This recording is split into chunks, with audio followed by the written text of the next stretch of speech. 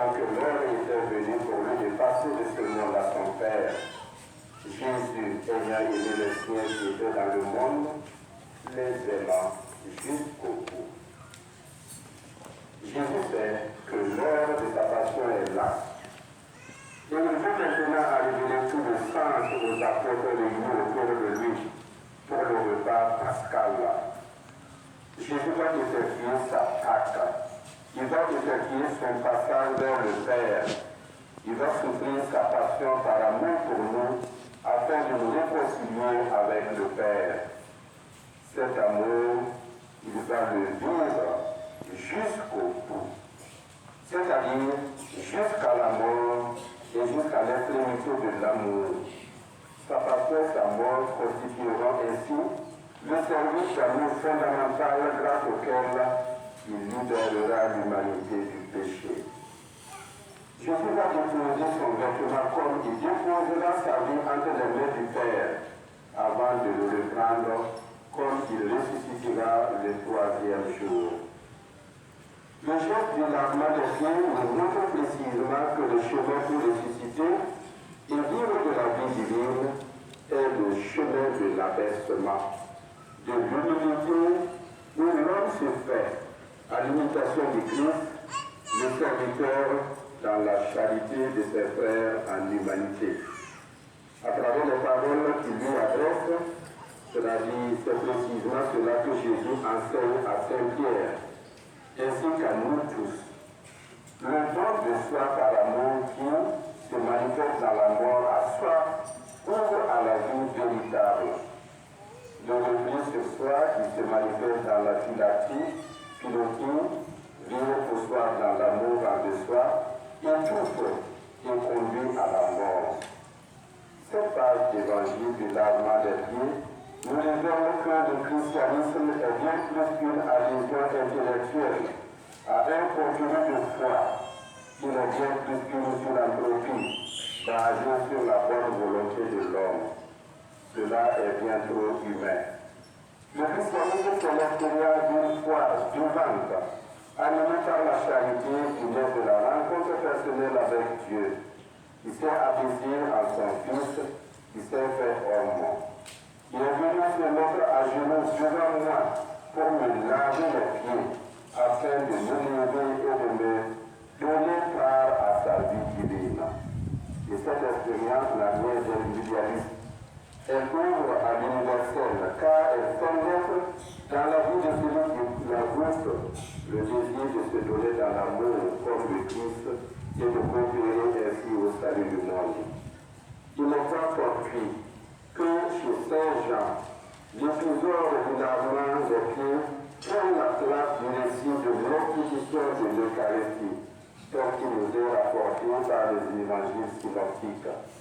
Le lavement des pieds nous donne le sens de ce que nous sommes invités à vivre à chaque Eucharistie.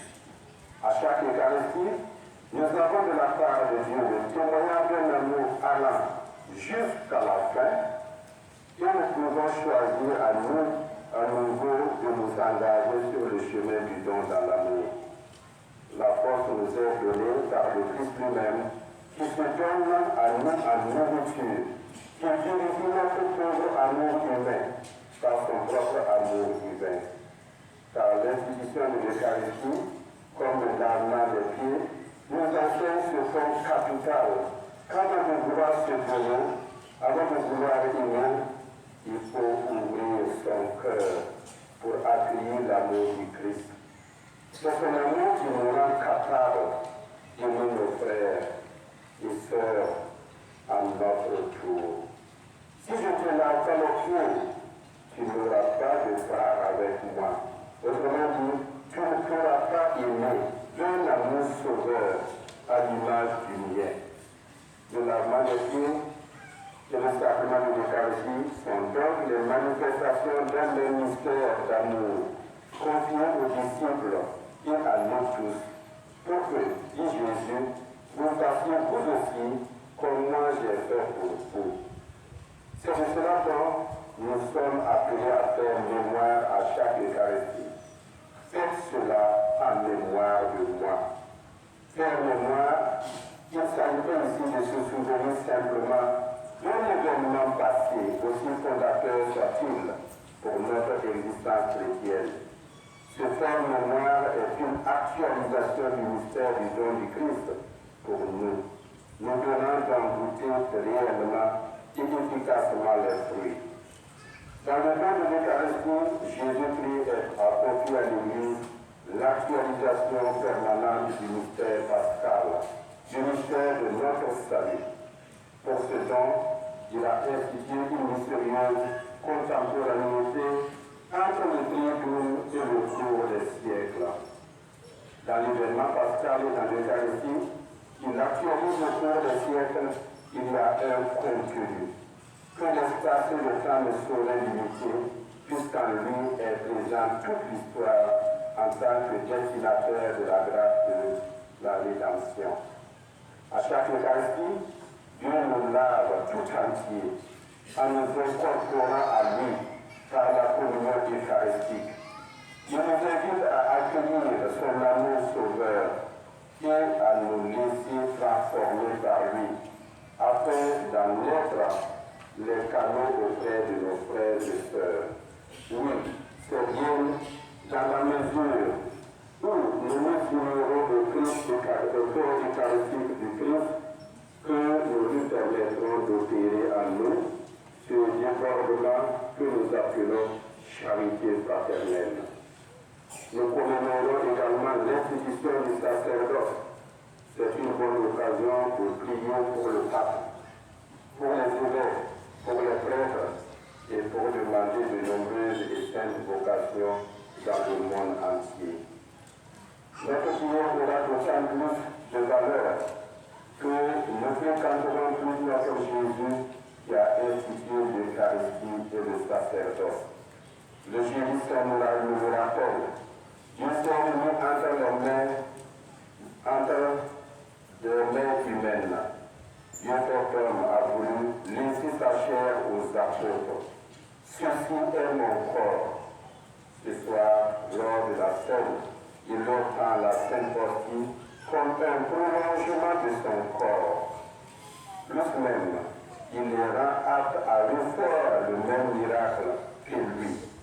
Faites cela en mémoire de moi.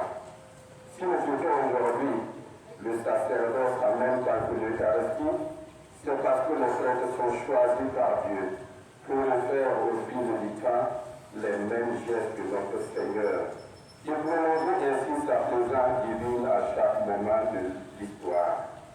À quoi servirait le prêtre s'il ne célébrait pas la Sainte Messe? À rien.